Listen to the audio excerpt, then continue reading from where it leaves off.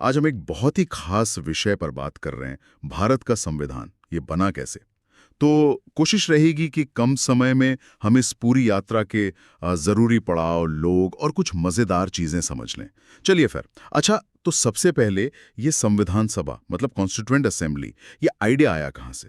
स्रोत कहता है कि 1928 की नेहरू रिपोर्ट में कुछ था। हाँ, बिल्कुल।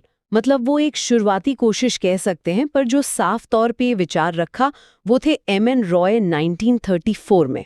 एम.एन. रॉय 1934। ठीक है। जी। फिर 1935 में कांग्रेस ने इसे अपनी ऑफिशियल मांग बना लिया और फिर 1940 का जो अगस्त ऑफर था उसमें अंग्रेजों ने सिद्धांत रूप में हाँ कह दी। सिद्धांत रूप में, पर बनी कब असल में? असल में गठन हुआ 1946 के कैबिनेट मिशन प्लान के तहत। ओके, 1946। और फिर पहली मीटिंग हुई 9 दिसंबर 1946 को। पहले अध्यक्ष तो अस्थायी थे, डॉक्टर सच्चिदानंद सिन्हा। हाँ, बिल्कुल। वो सबसे सीनियर थे तो उन्हें चुना गया। फिर 2 दिन बाद ही 11 दिसंबर 1946 को डॉक्टर राजेंद्र प्रसाद स्थायी अध्यक्ष बन गए और उपाध्यक्ष H.C. मुखर्जी उपाध्यक्ष बने और B.N. राव थे संवैधानिक सलाहकार। ये भी दिलचस्प है कि शुरू में 389 सदस्य थे। 389? काफी ज्यादा। हाँ, पर बंटवारे के बाद ये संख्या घटकर 299 रह गई। अच्छा, 299 रह गई। ठीक है, तो ये सभा बन गई। अब ये बनाने की प्रक्रिया, कितना टाइम लगा इसमें? शुरू में लिखा है। हाँ। और ये आंकड़ा अक्सर पूछा जाता है। 2 साल, 11 महीने और 18 दिन। करीब 3 साल। लगभग। दिखाता है कि कितना काम हुआ होगा।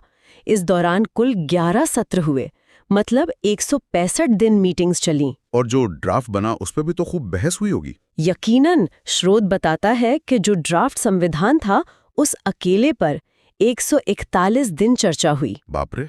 और खर्चा भी उस जमाने के हिसाब से करीब 64 लाख रुपीस आया था। 64 लाख काफी बड़ी रकम थी तब। बिल्कुल। तो इतनी मेहनत के बाद ये तैयार हुआ और अपनाया गया 26 नवंबर 1949 को, जिसे हम संविधान दिवस मनाते हैं। जी हाँ, अपनाया गया 26 नवंबर को।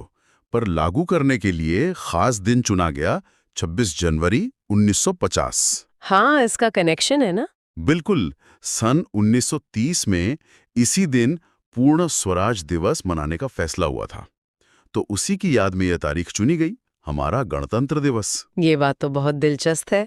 अच्छा, अब जाहिर है इतना बड़ा काम था तो समितियां बनी होंगी। हाँ, ड्राफ्टिंग कमेटी का नाम तो सब जानते हैं। जी। डॉक्टर अंबेडकर अध्यक्ष थे। हाँ, प्रारूप समिति तो सबसे प्रमुख थी ही, क्योंकि मसौदा उन्होंने तैयार किया। जी। पर अकेली नहीं थी, ये एक टीम एफर्ट था। बहुत सारी समितियां थी। जैसे कुछ और नाम? हाँ, जैसे जवाहरलाल नेहरू थे, उनके पास संघ संविधान समिति और संघ शक्ति समिति थी। ओके।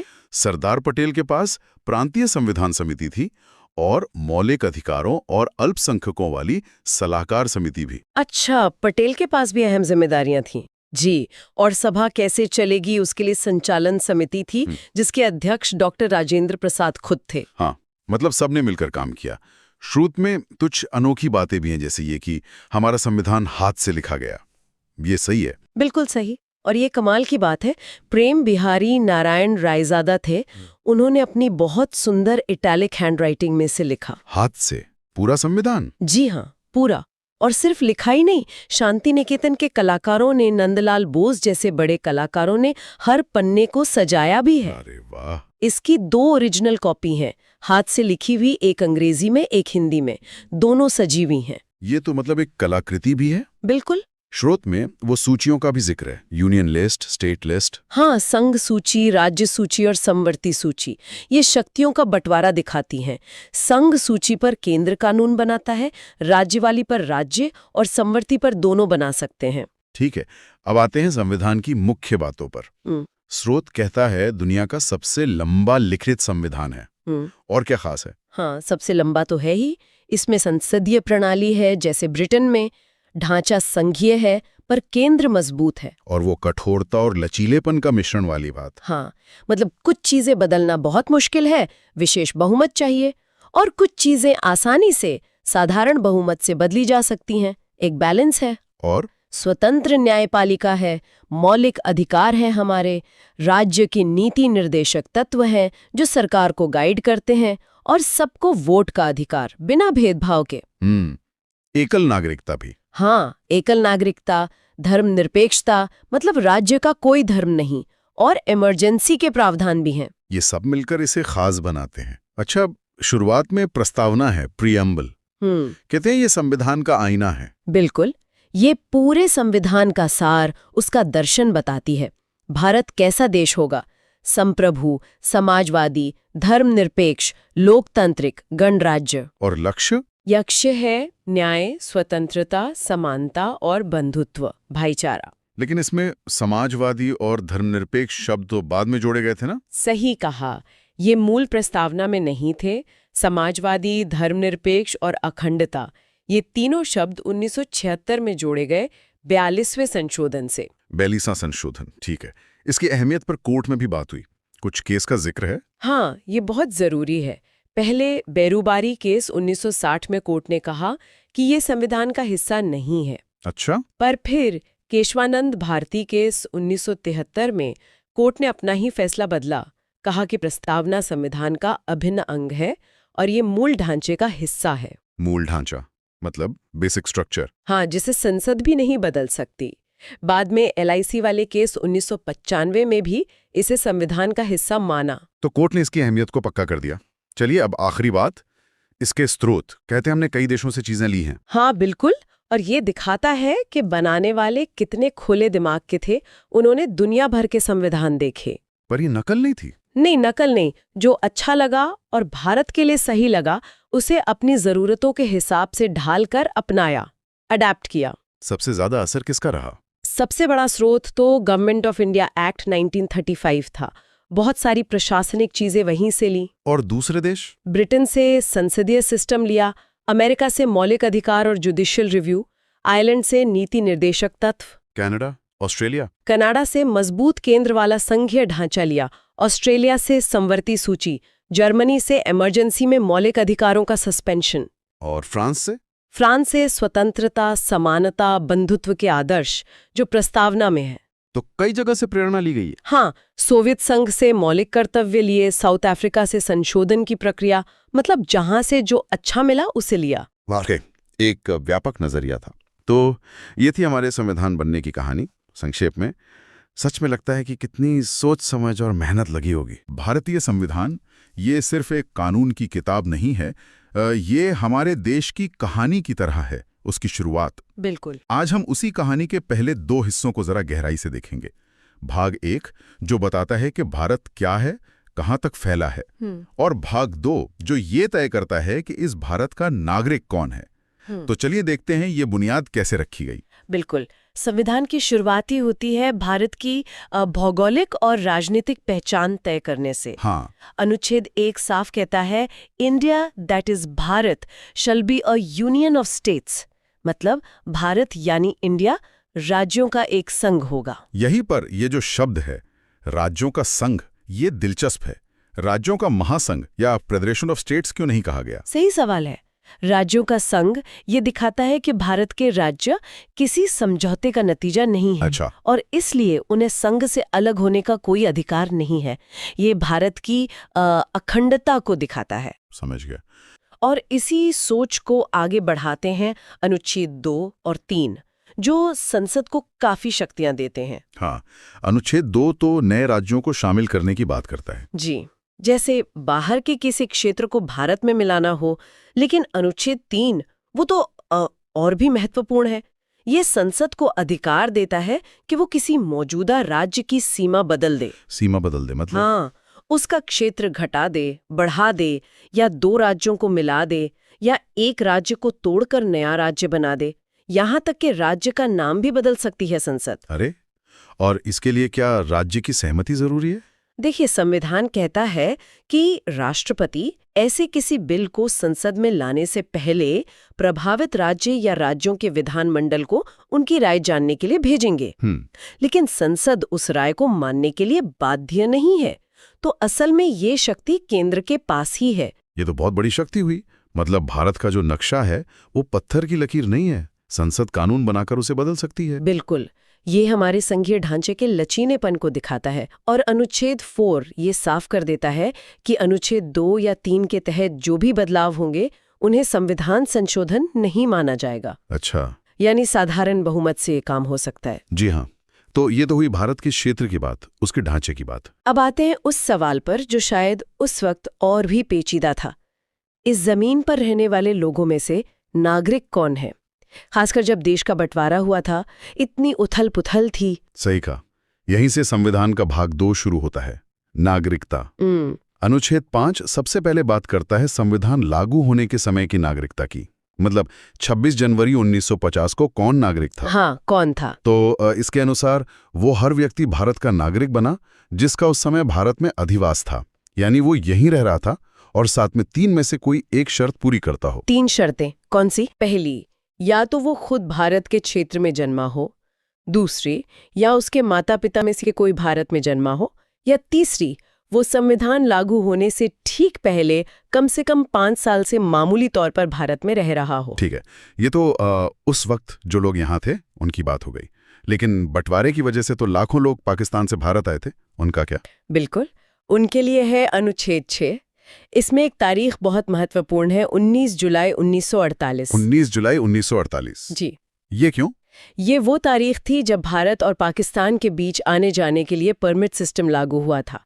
तो अनुच्छेद 6 कहता है कि जो लोग पाकिस्तान से भारत आए, उनमें से जो 19 जुलाई 1948 से पहले आ गए थे, उन्हें नागरिक मान लिया गया, अगर वो तब से सामान्य रूप से भारत में रह रहे थे। और जो उसके बाद आए? जो उस तारीख को या उसके बाद आए, उन्हें नागरिकता के लिए रजिस्ट्रेशन करवाना पड़ा। और रजिस्ट्रेशन के लिए शर्त थी कि आवेदन देने से पहले वो कम से कम 6 महीने भारत में रह चुके हों। अच्छा, तो प्रक्रिया थोड़ी अलग थी। और जो लोग भारत से पाकिस्तान चले गए थे, उनके लिए है अनुच्छेद 7। ये कहता है कि अगर कोई व्यक्ति 1 मार्च 1947 के बाद भारत से पाकिस्तान चला गया तो उसे भारत का नागरिक नहीं समझा जाएगा। 1 मार्च 1947, ये तारीख भी अहम है। जी हाँ, हालांकि इसमें एक और बात थी।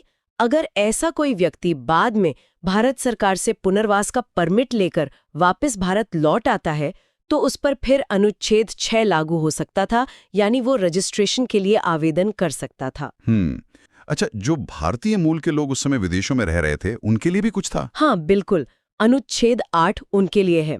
अगर कोई व्यक्ति खुद या उसके माता पिता या दादा दादी में से कोई अविभाजित भारत में जन्मा था और वो सामान्य रूप से विदेश में रह रहा है, तो वो उस देश में भारत के राजनयिक प्रतिनिधि के पास अपना नाम रजिस्टर करवाकर भारत का नागरिक बन सकता था। ठीक है। और एक और जरूरी बात शायद अनुच्छेद 9 में है, एकल नागरिकता के बारे में। बिल्कुल सही। अनुच्छेद 9 साफ करता है कि अगर कोई व्यक्ति अपनी मर्जी से किसी दूसरे देश की नागरिकता ले लेता है तो उसकी भारतीय नागरिकता खत्म हो जाएगी। मतलब भारत दोहरी नागरिकता को मान्यता नहीं देता। तो ये सारे अनुच्छेद मिलके संविधान लागू होने के वक्त और उसके आसपास की जटिल स्थितियों को संभालते हैं। जी हाँ। लेकिन नागरिकता तो एक ऐसी चीज है जो समय के साथ बदलती है, नए सवाल उठते हैं। हाँ। भविष्य के लिए क्या व्यवस्था की गई? यहीं पर अनुच्छेद 10 और 11 आते हैं।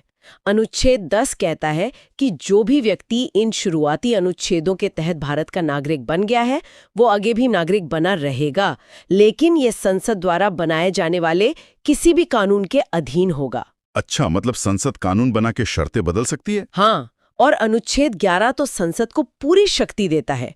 ये कहता है कि संसद को नागरिकता हासिल करने, खत्म करने और नागरिकता से जुड़े किसी भी अन्य मामले पर कानून बनाने का पूरा अधिकार होगा। तो संविधान ने सिर्फ शुरुआत की, नींव रखी, लेकिन नागरिकता के नियम बनाने का, उन्हें बदलने का पूरा जिम्मा संसद को सौंप दिया। बिल्कुल।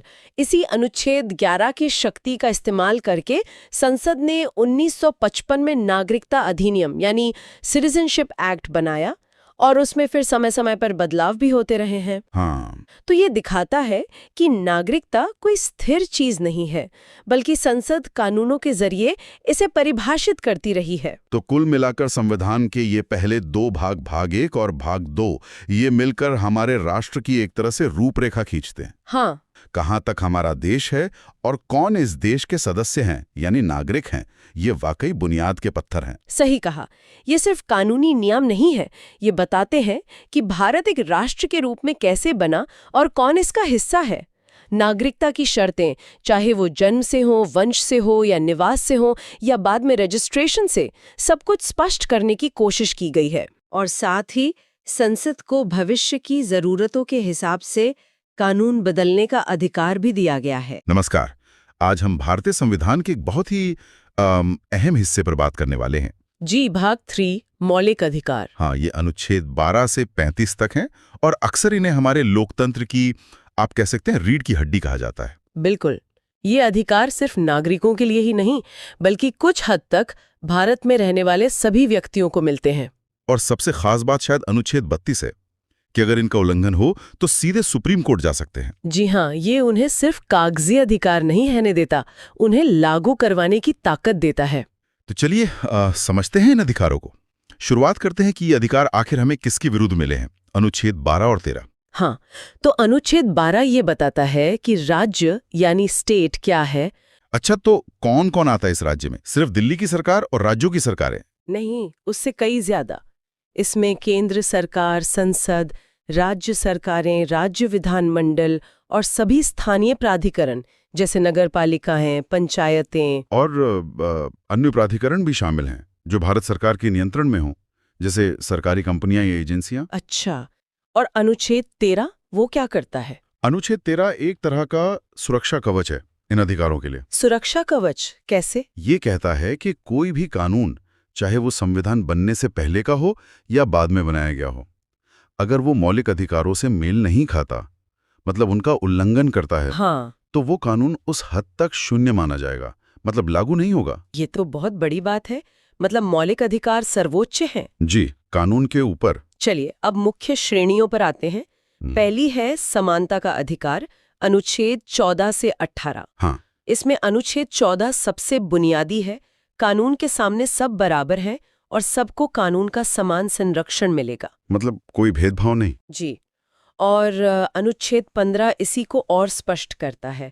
कहता है कि राज्य, धर्म, जाति, लिंग, जन्मस्थान वगैरह के आधार पर कोई भेदभाव नहीं करेगा। लेकिन इसमें कुछ अपवाद भी हैं, है ना? जैसे महिलाओं, बच्चों के लिए विशेष प्रावधान। बिल्कुल, और सामाजिक और शैक्षिक रूप से पिछड़े वर्गों के लिए भी। ये असल में समानता लाने के लिए जरूरी माना गया, जिसे हम सकारात्मक कार्रवाई कहते हैं। ठीक है, फिर अनुच्छेद 16 सरकारी नौकरियों में अफसर की समानता। हाँ, यहाँ भी वही सिद्धांत है, पर आरक्षण के प्रावधान भी इसी के तहत आते हैं, ताकि सभी वर्गों का प्रतिनिधित्व हो सके। और अनुच्छेद 17, ये तो बहुत खास है, अस्पृश्यता का अंत। जी, छुआछूत का पूरी तरह से अंत। इसे अपराध घोषित किया गया है। ये एक निरपेक्ष अधिकार है, इस पर कोई उचित प्रतिबंध नहीं है। सही कहा। और 18वां, उपाधियों का अंत, टाइटल्स का। जी, सेना या शिक्षा से जुड़ी उपाधियों को छोड़कर राज्य कोई और उपाधि नहीं देगा, जैसे पहले राय बहादुर वगैरह होती थी। अच्छा, तो ये हुई समानता की बात। अब आते हैं स्वतंत्रता के अधिकार पर। अनुच्छेद 19 से 22। अनुच्छेद 19 तो बहुत ही चर्चित रहता है। हाँ, क्योंकि इसमें वो 6 बुनियादी स्वतंत्रताएं हैं जो लोकतंत्र के लिए जरूरी हैं।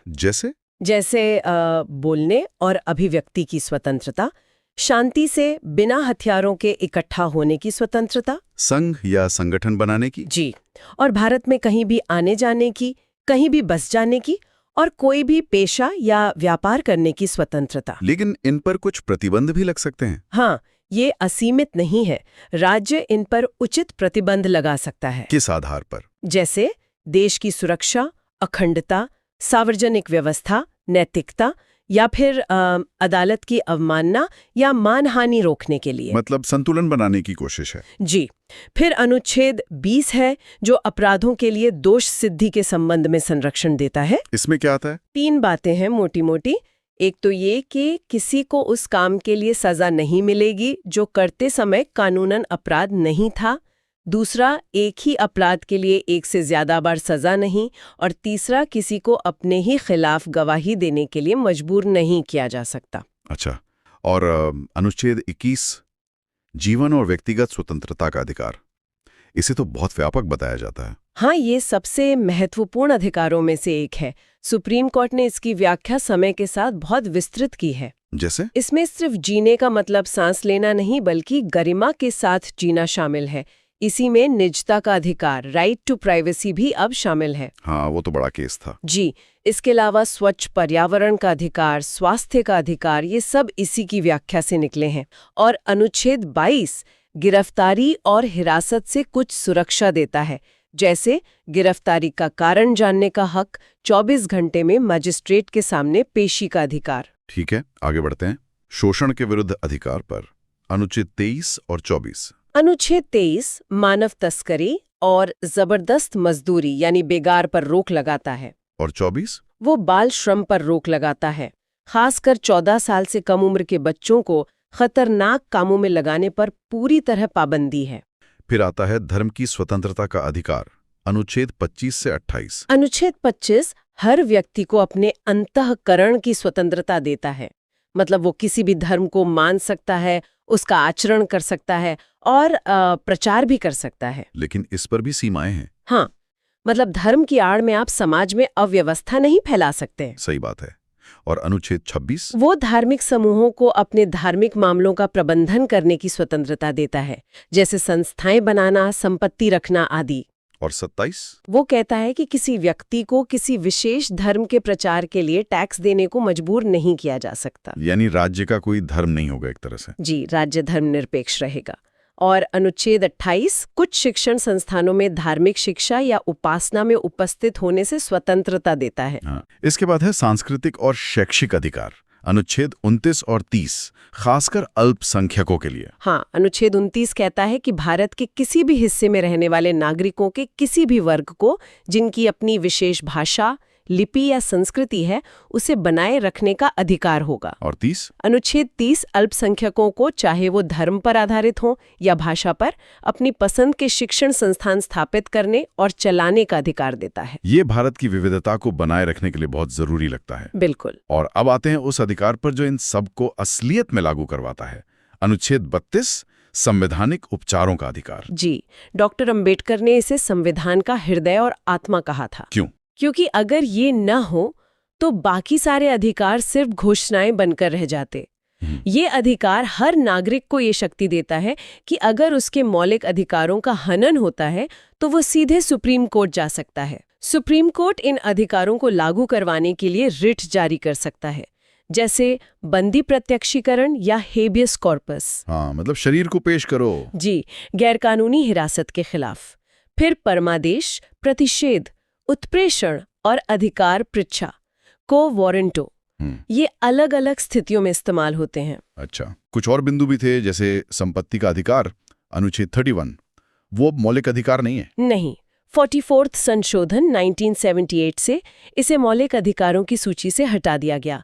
अब ये अनुच्छेद 301 के तहत सिर्फ एक कानूनी या संवैधानिक अधिकार है। और अनुच्छेद 33, 34, 35 ये क्या है संक्षेप में? अनुच्छेद 33 संसद को ये शक्ति देता है कि वो सशस्त्र बलों, अर्धसैनिक बलों, पुलिस या खुफिया एजेंसियों के सदस्यों के मौलिक अधिकारों को सीमित कर सके, अनुशासन बनाए रखने के लिए। ठीक है। अनुच्छेद 34 मार्शल लॉ यानी सैन्य शासन के दौरान मौलिक अधिकारों पर प्रतिबंध की बात करता है। और अनुच्छेद 35 संसद को कुछ विशेष मौलिक अधिकारों को प्रभावी बनाने के लिए कानून बनाने की शक्ति देता है। एक तरफ संविधान इतने मजबूत अधिकार देता है, लेकिन दूसरी तरफ अनुच्छेद 33, 34, 35 या आपातकाल जैसे प्रावधानों के जरिए उन पर रोक या संशोधन की गुंजाइश भी रखता है। हम बात कर रहे हैं संविधान के भाग IV की राज्य नीति के निदेशक सिद्धांत यानी directive principles of state policy. जी हाँ। हमारे पास जो जानकारी है वो अनुच्छेद 36 से 51 तक और कुछ बहुत ही अहम अदालती फैसलों पर है जिन्होंने मतलब इनके मायने तय किए हैं। तो चलिए, तो सबसे पहले भाग IV का असल मकसद क्या है? देखिए, ये सिद्धांत सरकार के लिए हैं एक तरह से नैतिक गाइडलाइंस। अच्छा। कि सामाजिक और आर्थिक लोकतंत्र कैसे स्थापित किया जाए। और अनुच्छेद 36 वो राज्य शब्द को परिभाषित करता है। हाँ, वही परिभाषा जो भाग 3 में मौलिक अधिकारों के लिए है। बिल्कुल वही। मतलब केंद्र सरकार, संसद, राज्य सरकारें, विधानमंडल और सारी लोकल अथॉरिटीज। हाँ, ताकि ये पता रहे कि ये निर्देश किसके लिए हैं। ठीक है। और यहीं पर अनुच्छेद 37 में एक बहुत दिलचस्प बात है। क्या है वो? ये साफ कहता है कि ये सिद्धांत कोर्ट द्वारा लागू नहीं करवाए जा सकते। मतलब ये नॉन जस्टिशिएबल हैं। अच्छा, तो कोई कोर्ट नहीं जा सकता इनको लागू करवाने? नहीं, सीधे सीधे नहीं।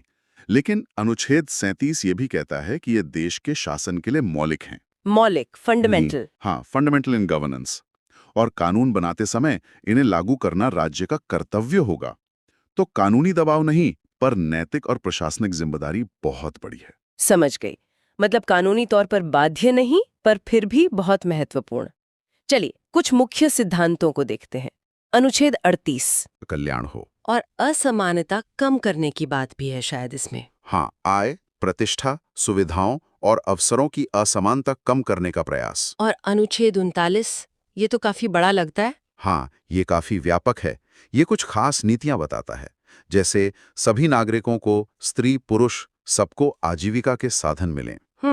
जो समाज के संसाधन हैं उनका बंटवारा ऐसा हो कि सबका भला हो, पैसा और उत्पादन के साधन कुछ ही हाथों में न सिमट जाएं। और वो समान काम समान वेतन वाली बात भी इसी में है। जी, पुरुषों और महिलाओं के लिए समान काम का समान वेतन, और श्रमिकों के स्वास्थ्य और बच्चों के बचपन का दुरुपयोग न हो। और फिर 39A भी है जो बाद में जोड़ा गया। हाँ, 42nd संशोधन से ये कहता है समान न्याय को बढ़ावा देना और गरीबों को मुफ्त कानूनी सहायता देना, ताकि कोई न्याय से वंचित न रहे। ये तो बहुत जरूरी है। बिल्कुल। इसके बाद अनुच्छेद 40 आता है, जो गांधीवादी सोच दिखाता है, ग्राम पंचायतों का संगठन। हाँ, स्वशासन की इकाइयां। जी। फिर अनुच्छेद 41 है, जो कुछ स्थितियों में जैसे बेरोजगारी, बुढ़ापा, बीमारी में काम, शिक्षा और लोक सहायता के अधिकार की बात करता है। और 42? अनुच्छेद 42 काम की अच्छी मानवीय दशाएं और मिटर्निटी रिलीफ यानी प्रसूति सहायता की बात करता है। ठीक है। और 43? वो मजदूरी से जुड़ा है। हाँ, अनुच्छेद 43 कहता है कि कर्मकारों को कम से कम इतनी मजदूरी मिले कि वो ठीक से जी सकें, एक सभ्य जीवन स्तर हो और अवकाश भी मिले। इसमें कुटीर उद्योगों को बढ़ावा देने की बात भी है। और फिर 43A भी है, जो उद्योगों में कर्मकारों की भागीदारी की बात करता है। जी, ये भी 42वें संशोधन से आया। मैनेजमेंट में वर्कर्स का पार्टिसिपेशन। अच्छा, अब आता है अनुच्छेद 44, यूनिफॉर्म सिविल कोड। ये तो हमेशा चर्चा में रहता है। हाँ, ये राज्य से अपेक्षा करता है कि वो सभी नागरिकों के लिए एक समान नागरिक संहिता लाने का प्रयास करेगा। हाँ, ठीक है। और अनुच्छेद 45? शिक्षा वाला। हाँ। पहले इसमें 14 साल तक के बच्चों की मुफ्त और अनिवार्य शिक्षा थी। हाँ। पर 86 में संशोधन 2002 के बाद शिक्षा का अधिकार तो अनुच्छेद 21A में मौलिक अधिकार बन गया। हाँ, राइट टू एजुकेशन। तो अब अनुच्छेद 45 का फोकस बदल गया है। अब ये 6 साल से कम उम्र के बच्चों की देखभाल और शिक्षा के प्रावधान पर जोर देता है। Early childhood care and education. ठीक है। इसके बाद कमजोर वर्गों के लिए भी कुछ है? जी, अनुच्छेद 46 ये कहता है कि राज्य अनुसूचित जातियों, जनजातियों और दूसरे कमजोर वर्गों के शैक्षिक और आर्थिक हितों को बढ़ावा देगा और उन्हें सामाजिक अन्याय और शोषण से बचाएगा। और स्वास्थ्य? वो अनुच्छेद 47 में है। लोगों का पोषण स्तर, जीवन स्तर ऊंचा करना, लोक स्वास्थ्य में सुधार करना, ये राज्य का प्राथमिक कर्तव्य है। इसी में शायद नशीले पदार्थों पर रोक की बात भी है। हाँ, स्वास्थ्य के लिए हानिकारक नशीले पेय और ड्रग्स के सेवन को रोकने का प्रयास करना भी इसी में आता है। फिर कृषि और पर्यावरण पर आते हैं। अनुच्छेद 48। अनुच्छेद 48 कृषि और पशुपालन को आधुनिक, वैज्ञानिक तरीके से संगठित करने को कहता है। खासकर गायों और दूसरे दुधारू पशुओं की नस्ल सुधारने और उनके वध को रोकने की बात है इसमें। और 48A? ये भी बाद में जुड़ा। जी, 42वें संशोधन से ये पर्यावरण की सुरक्षा और सुधार और वनों और वन्य जीवों की रक्षा की बात करता है। ये तो आज के समय में बहुत ही प्रासंगिक है। बिल्कुल।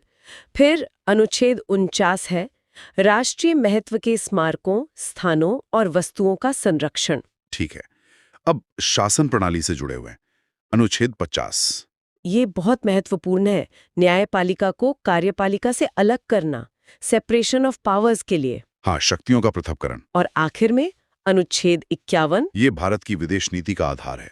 अंतर्राष्ट्रीय शांति और सुरक्षा को बढ़ावा देना, राष्ट्रों के बीच अच्छे संबंध रखना, अंतर्राष्ट्रीय कानूनों और संधियों का सम्मान करना और विवादों को मध्यस्थता से सुलझाना। तो ये थे अनुच्छेद 36 से 51 तक के मुख्य निर्देशक सिद्धांत। संक्षेप में हमने देख लिए पर जैसा हमने शुरू में कहा, ये कोर्ट में लागू नहीं होते। जी हाँ। और यहीं पर भाग 3 के मौलिक अधिकारों के साथ इनका मतलब एक जटिल रिश्ता बनता है ना? बिल्कुल क्योंकि मौलिक अधिकार तो लागू करवाए जा सकते हैं। बिल्कुल।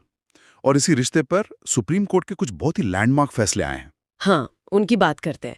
सबसे पहले वो चंपकम दोराईराजन मामला 1951 का। जी। उसमें कोर्ट ने साफ कहा कि निदेशक सिद्धांत यानी डीपीएसपीज मौलिक अधिकारों के अधीन रहेंगे। अगर दोनों में टकराव हो तो मौलिक अधिकार मान्य होंगे। डीपीएसपीज के लिए मौलिक अधिकारों को कम नहीं किया जा सकता। यानी उस समय मौलिक अधिकार ऊपर थे। हाँ, फिर आया 1967 में गोलकनाथ मामला। इसमें कोर्ट ने और भी कड़ा रुख लिया। कहा कि संसद मौलिक अधिकारों को कम करने के लिए संविधान में संशोधन कर ही नहीं सकती। अच्छा, तो संसद की शक्ति पर ही सवाल उठ गया। हाँ, एक तरह से। लेकिन फिर आया वो ऐतिहासिक केशवानंद भारती मामला 1973 में। ये तो बहुत सुना है। इसने क्या बदला? इसने गोलकनाथ के फैसले को पलट दिया। कोर्ट ने कहा कि संसद संविधान के किसी भी हिस्से में संशोधन कर सकती है, मौलिक अधिकारों में भी। लेकिन वो संविधान की मूल संरचना या बुनियादी ढांचे को नहीं बदल सकती। ये बेसिक स्ट्रक्चर डॉक्ट्रिन यहीं से आई। तो संशोधन हो सकता है, पर एक सीमा के अंदर। बिल्कुल।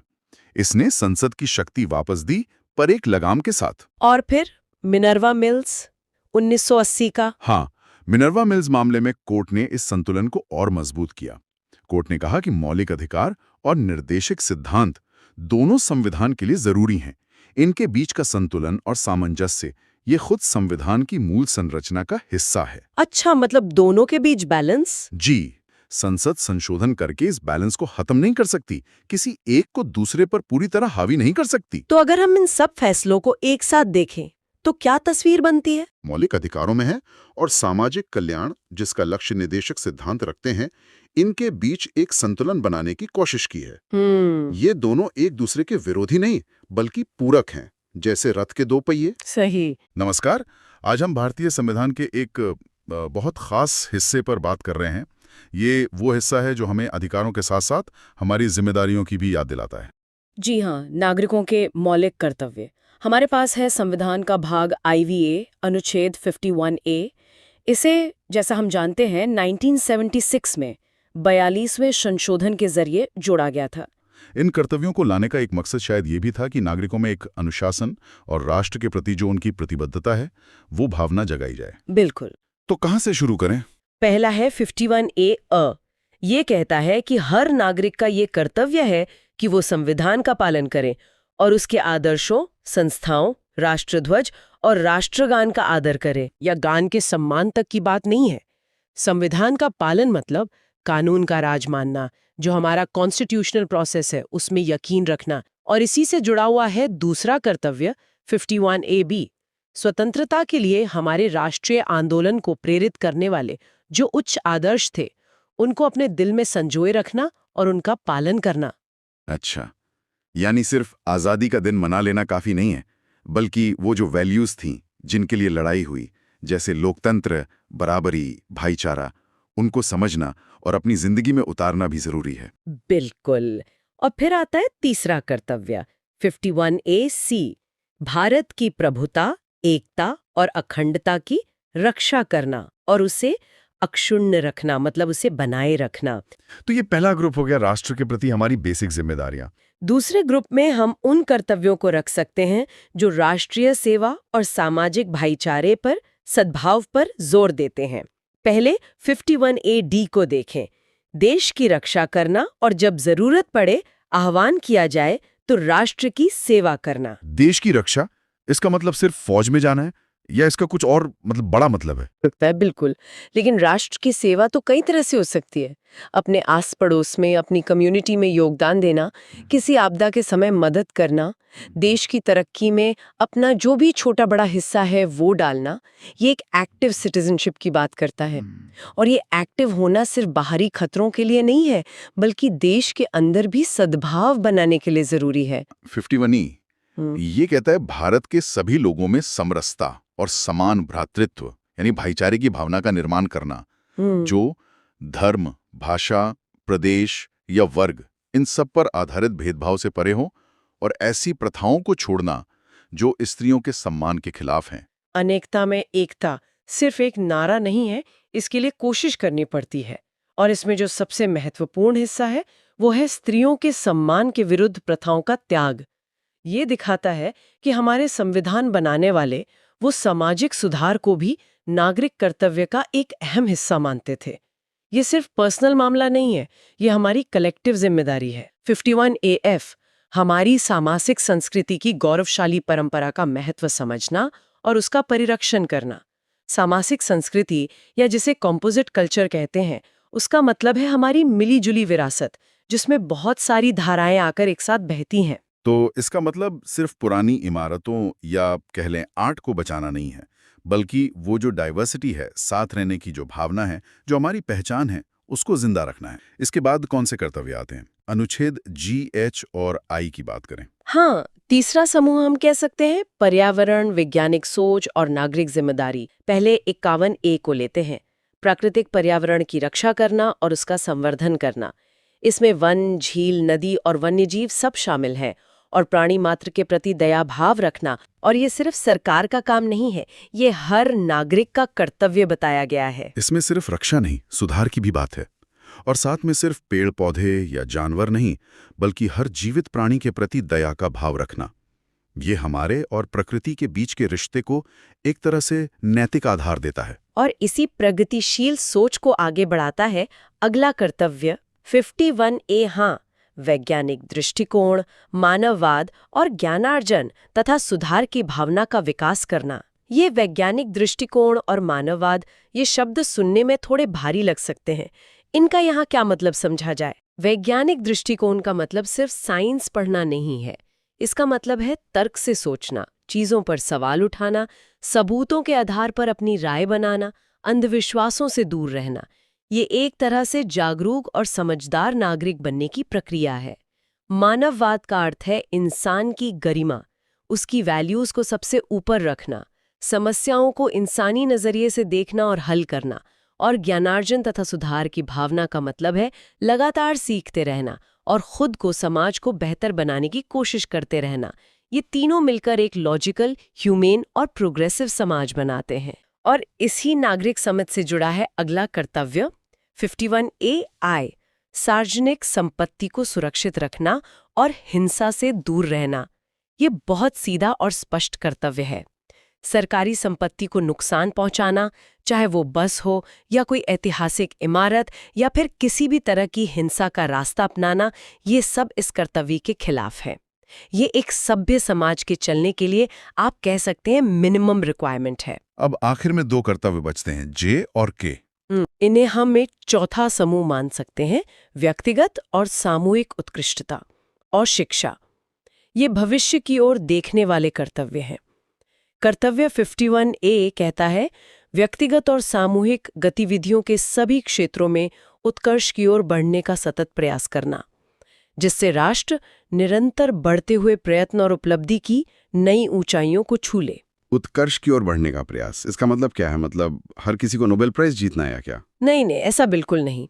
उत्कर्ष या एक्सीलेंस का सीधा सा मतलब है कि आप जो भी काम कर रहे हैं, चाहे अकेले या किसी टीम में, उसे अपनी पूरी क्षमता से सबसे अच्छे तरीके से करने की कोशिश करना। ये एक किसान पर भी लागू होता है, एक टीचर पर भी, एक कलाकार, एक वैज्ञानिक, एक खिलाड़ी, हर किसी पर।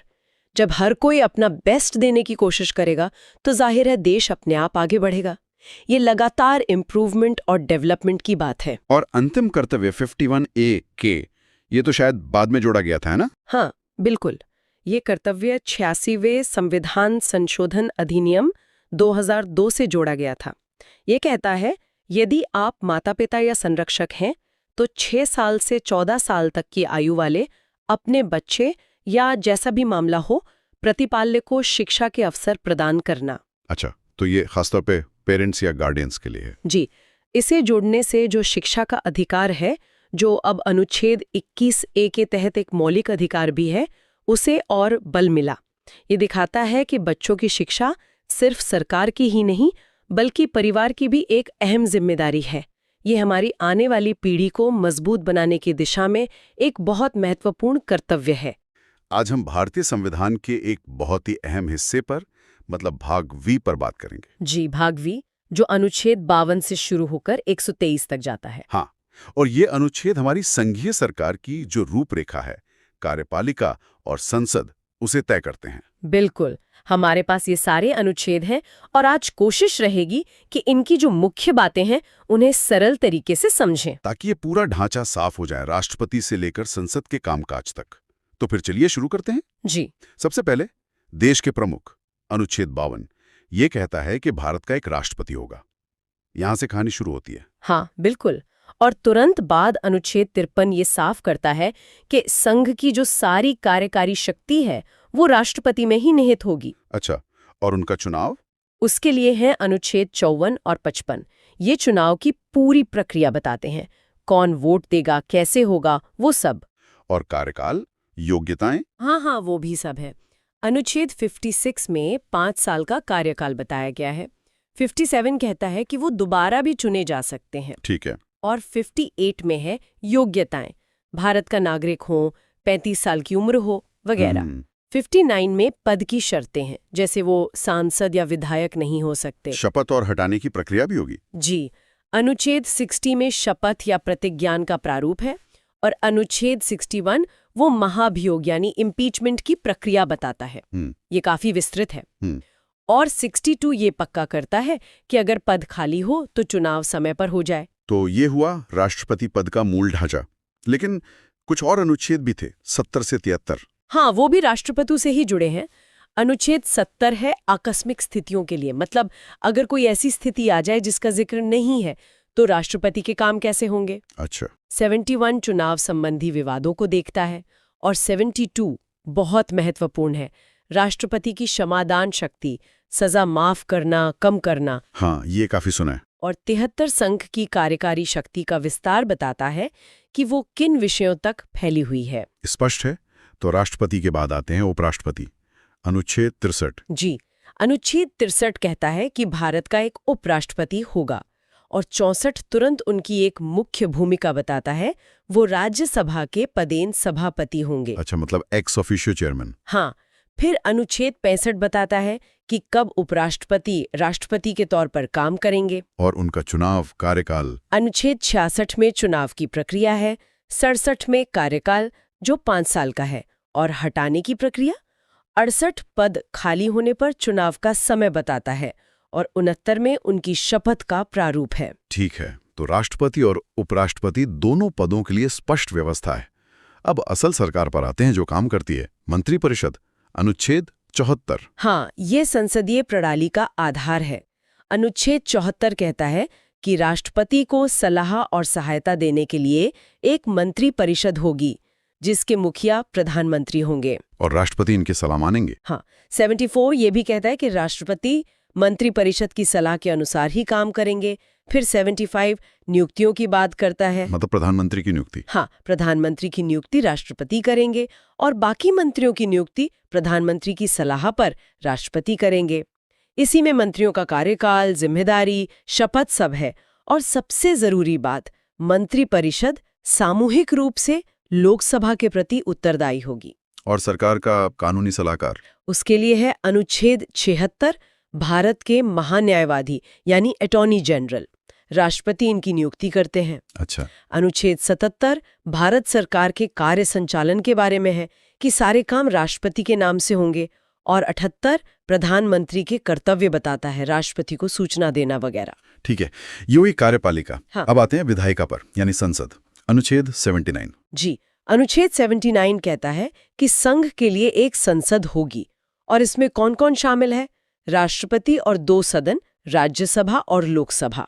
हाँ, राष्ट्रपति भी संसद का हिस्सा हैं, ये ध्यान रखना जरूरी है। बिल्कुल। अनुच्छेद 80 राज्यसभा की संरचना बताता है, राज्यों के प्रतिनिधि, मनोनीत सदस्य। और 81 लोकसभा की संरचना, जिसमें सदस्य सीधे जनता चुनती है। प्रतिनिधित्व बना रहे, इसके लिए भी कुछ होगा। हाँ, अनुच्छेद 82 हर जनगणना के बाद सीटों का और निर्वाचन क्षेत्रों का पुनः समायोजन। अनुच्छेद 83 सदनों की अवधि बताता है। राज्यसभा तो स्थायी सदन है। जी हाँ, वो कभी भंग नहीं होती, सदस्य बदलते रहते हैं। लोकसभा का कार्यकाल सामान्यतः 5 साल होता है, या अगर पहले भंग हो जाए तो। सदस्य बनने के लिए क्या चाहिए? अनुच्छेद 84, हाँ, 84 में योग्यताएं हैं नागरिकता, उम्र, राज्यसभा 30, लोकसभा 25 और बाकी जो संसद तय करे। 85 राष्ट्रपति को अधिकार देता है सत्र बुलाने का, सत्रावसान करने का और लोकसभा भंग करने का। और 2 सत्रों के बीच 6 महीने से ज्यादा का गैप नहीं होना चाहिए। सही। फिर 86 और 87 राष्ट्रपति के अभिभाषण और संदेशों से जुड़े हैं। 88 मंत्रियों और महान्यायवादी को सदनों में बोलने का अधिकार देता है, भले ही वो सदस्य न हो। अब सदनों के अंदर की व्यवस्था, पीठासीन अधिकारी। जी। अनुच्छेद 89 से 92 तक राज्यसभा के सभापति, उपराष्ट्रपति और उपसभापति के बारे में है, उनकी भूमिका, पद रिक्ति हटाना वगैरह। और लोकसभा के लिए? वैसे ही अनुच्छेद 93 से 96 तक लोकसभा के अध्यक्ष, स्पीकर और उपाध्यक्ष, डिप्यूटी स्पीकर के बारे में है। चुनाव, पद रिक्ति हटाना, उनकी शक्तियां जब हटाने का प्रस्ताव विचाराधीन हो। इनके वेतन भत्ते और संसद का स्टाफ? अनुच्छेद 97 इनके वेतन भत्तों की बात करता है जो संसद तय करती है, और 98 हर सदन के लिए एक अलग सचिवालय की व्यवस्था करता है। ठीक है, अब आते हैं संसद के रोज के काम पर। अनुच्छेद 99। 99 में है सदस्यों द्वारा शपथ या प्रतिज्ञान, सीट लेने से पहले ये जरूरी है। और वोटिंग, कोरम? वह अनुच्छेद 100 में है, फैसले बहुमत से होते हैं। कोरम यानी गण पूर्ति के लिए सदन के कुल सदस्यों का 1/10वां होना जरूरी है, वरना कार्यवाही नहीं हो सकती, और सदन में सीट खाली होने पर भी काम चलता रहता है। अगर कोई सदस्य अयोग्य हो जाए? हाँ, तो अनुच्छेद 101 बताता है कि सीट कैसे खाली होगी, इस्तीफा, 60 दिन गैर हाजिरी आदि। 102 बताता है कि अयोग्यता के आधार क्या है, लाभ का पद, दिवालियापन, दल बदल कानून। इस पर फैसला कौन करता है? अनुच्छेद 103 के मुताबिक राष्ट्रपति करते हैं, चुनाव आयोग की राय लेकर। और 104 में दंड है अगर कोई अयोग्य व्यक्ति सदन में बैठता है या वोट देता है। संसद के सदस्यों को कुछ विशेषाधिकार भी तो होंगे, प्रिविलेज? हाँ, बहुत जरूरी। अनुच्छेद 105 इसमें संसद में बोलने की आजादी सबसे अहम है, मतलब सदन में कही बात पर कोर्ट केस नहीं हो सकता। और भी कई विशेषाधिकार है। 106 उनके वेतन भत्तों से जुड़ा है। ये सब संसद की स्वतंत्रता के लिए है। अब आते हैं सबसे मुख्य काम, कानून बनाना। अनुच्छेद 107। जी, 107 साधारण विधेयकों को पेश करने और पास करने की प्रक्रिया बताता है।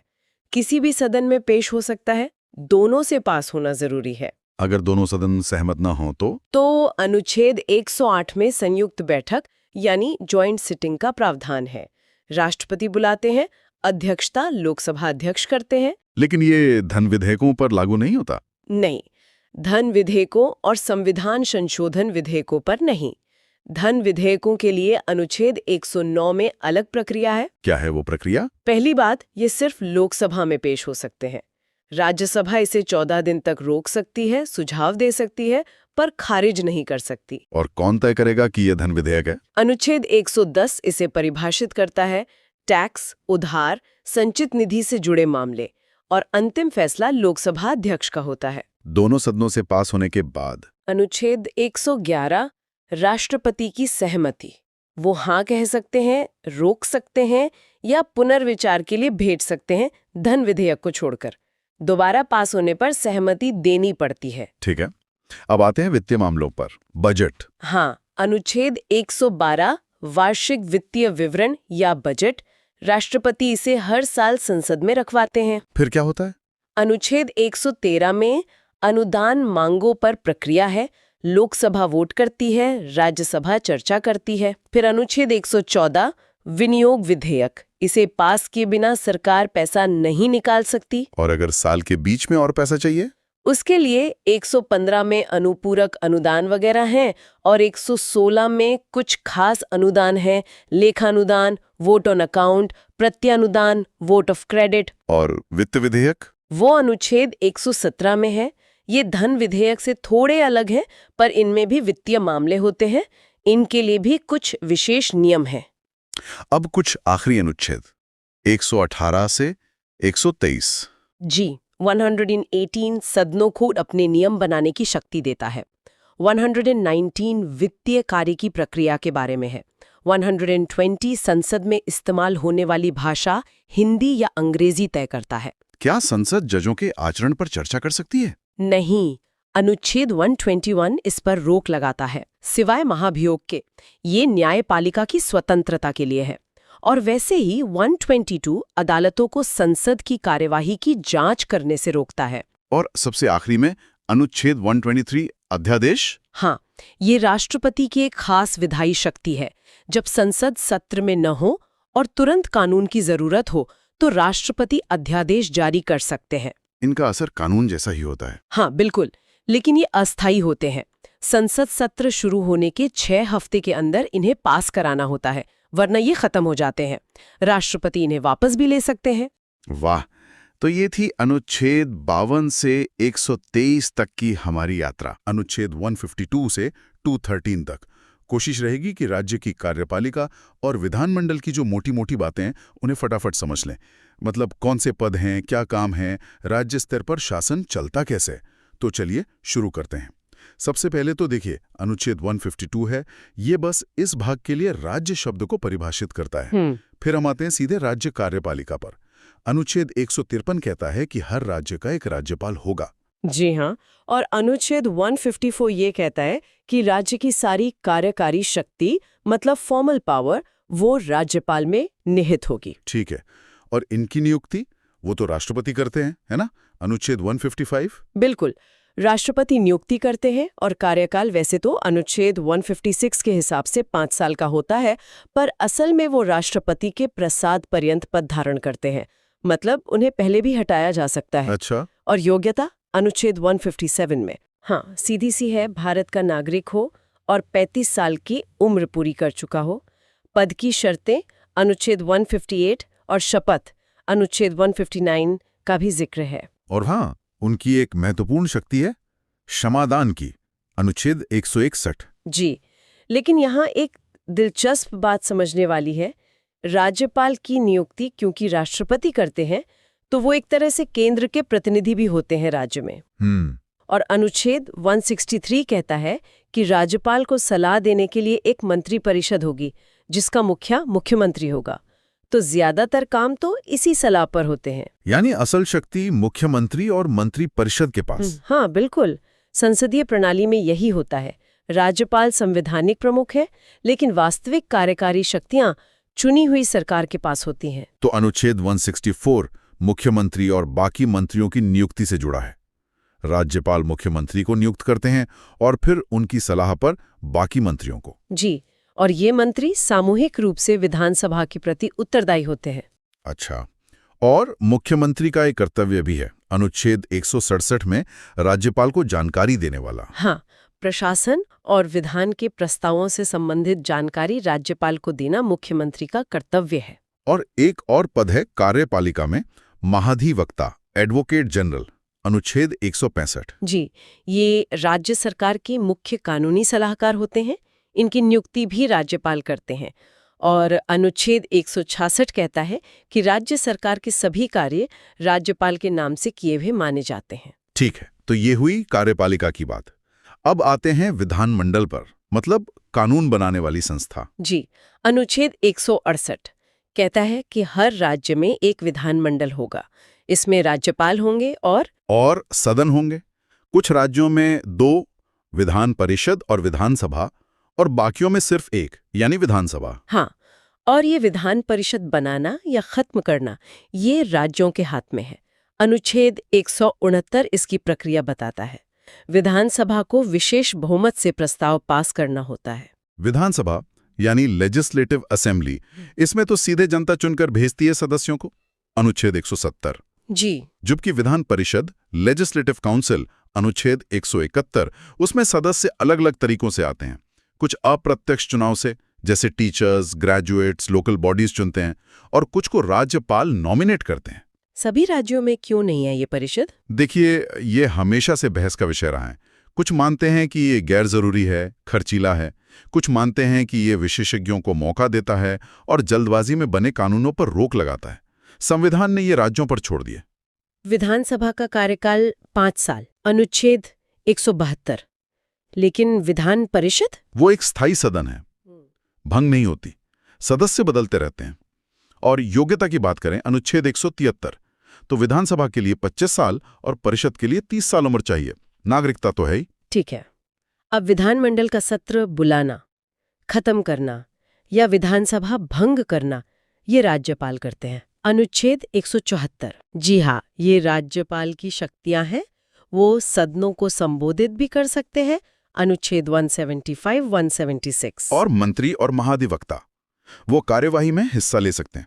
अनुच्छेद 177। हाँ, बोल सकते हैं, हिस्सा ले सकते हैं, पर वोट वहीं करेंगे जिस सदन के सदस्य हों। अच्छा, अब सदनों के अधिकारी, विधानसभा में स्पीकर, डिप्टी स्पीकर, अनुच्छेद 178, 181। और विधान परिषद में सभापति, उपसभापति, अनुच्छेद 182, 185 ये सदन की कार्यवाही चलाते हैं। सदस्य शपथ लेते हैं, अनुच्छेद 188, और फैसले बहुमत से होते हैं, अनुच्छेद 189। अगर पद खाली भी हो तब भी सदन काम कर सकता है। जी, और सदस्यों की अयोग्यता के नियम भी हैं, अनुच्छेद 191, और सीटें कैसे खाली होती हैं वो अनुच्छेद 190 में है। अब आते हैं शक्तियों और प्रक्रिया पर। अनुच्छेद 194 में सदस्यों और सदनों के विशेषाधिकार हैं। हाँ, जैसे सदन में कुछ कहा तो उस पर कोर्ट केस नहीं हो सकता। और बिल पास करने की प्रक्रिया, अनुच्छेद 196। साधारण बिल तो किसी भी सदन में आ सकता है। जी, दोनों सदनों से अगर हैं तो पास होकर राज्यपाल की सहमति चाहिए। राइट। लेकिन धन विधेयक, मनी बिल्स के लिए प्रक्रिया अलग है। हाँ, ये धन विधेयक क्या है, अनुच्छेद 199 में परिभाषा है, और प्रक्रिया अनुच्छेद 198 में। बिल्कुल, धन विधेयक मतलब जो टैक्स, उधार या राज्य की संचित निधि से पैसे निकालने से जुड़े हों, ये सिर्फ और सिर्फ विधानसभा में ही पेश हो सकते हैं। हाँ, सिर्फ विधानसभा में। अच्छा। हाँ, विधान परिषद इसमें सिर्फ 14 दिन की देरी कर सकती है या सुझाव दे सकती है। विधानसभा वो सुझाव माने या ना माने, बिल पास माना जाएगा, क्योंकि पैसे का मामला सीधे जनता के चुने हुए प्रतिनिधियों के हाथ में होना चाहिए। तो विधान परिषद की शक्तियां काफी सीमित हैं। धन विधेयक के मामले में तो बिल्कुल ही, और साधारण बिल पर भी वे ज्यादा से ज्यादा 4 महीने रोक सकती हैं, अनुच्छेद 197। जी, सही कहा। जब बिल पास हो जाए तो राज्यपाल के पास जाता है सहमति के लिए, अनुच्छेद 200। वो क्या क्या कर सकते हैं? सहमति दे सकते हैं, रोक सकते हैं या पुनर्विचार के लिए लौटा सकते हैं, धन विधेयक को छोड़कर। अगर सदन दोबारा पास कर दे तो सहमति देनी पड़ती है।